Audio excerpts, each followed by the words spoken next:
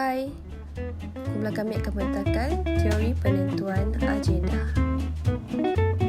Ahli kumpulan kami terdiri daripada Nora Afira Saidi, Nur Farah Suhaina Jamaluddin, Ronika Buri Anak Stephen Semi dan Nur Hidayah Abu Bakar.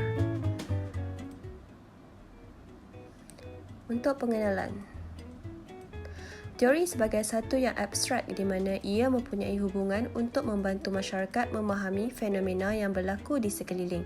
Teori penentuan agenda diterjemahkan sebagai andaian bahawa media massa mempunyai kebolehan dalam mempengaruhi pemikiran individu dan pendapatnya mengenai sesuatu isu.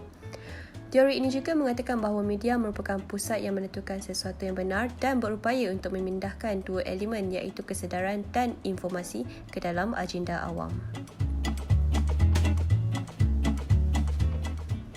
Latar belakang. Teori penentu agenda dikemukakan oleh Shaw dan McCombs. Menurut mereka, media massa berupaya memindahkan kepentingan sesuatu isu berita kepada agenda umum. Sebagai contoh, kita tentu biasa dengan keadaan di mana perkara yang kita bincangkan, dengarkan, kita diambil daripada berita yang dimuatkan di muka hadapan akhbar ataupun berita utama TV. Kalau semua media massa memberi tumpuan terhadap COVID-19, maka kita semua tertumpu berbincang dan berbahas tentang isu itu. Kenapa kita berbuat demikian? Jawapan utama ialah sebab isu itu adalah penting seperti ditentukan daripada kedudukan berita dalam akhbar. Dimensi teori penentuan agenda. Ini terdiri daripada 3 agenda, iaitu agenda media, agenda publik dan agenda kebijakan.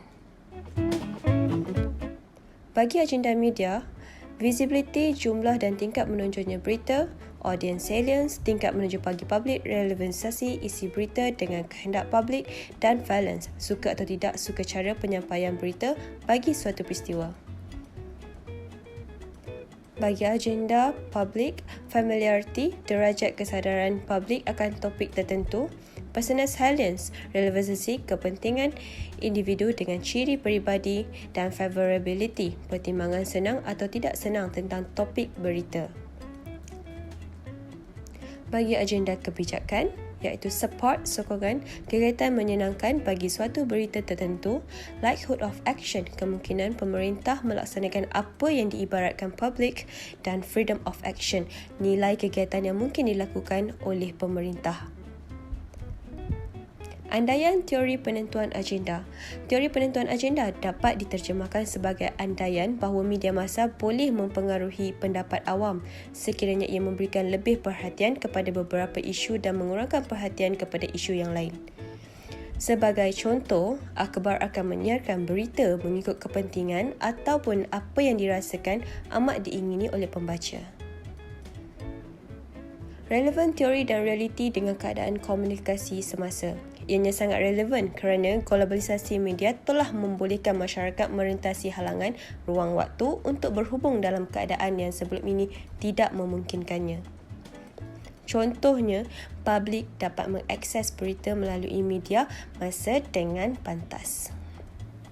Analisis kritikan. Kelebihannya adalah masyarakat dapat mengetahui maklumat dan isu-isu terkini yang sedang hangat dan penting maklumat dapat dilihat atau didengar daripada media. Kekurangannya pula adalah liputan media selalunya tidak bersesuaian dengan kejadian sebenar. Kesimpulannya, menerusi teori penetapan agenda ini, kita dapat melihat cara media mempengaruhi pembentukan minda masyarakat dan sekaligus memperlihatkan kepada kita bahawa adalah sesuatu yang tidak mustahil berlakunya manipulasi maklumat oleh media untuk kepentingan pihak-pihak yang tidak bertanggungjawab. Dengan mengetahui kebarangkalian ini membolehkan kita untuk mengawal agar perkara negatif kesan dari penggunaan media tidak akan berlaku. Sekian daripada kami. Terima kasih. Assalamualaikum. Bye.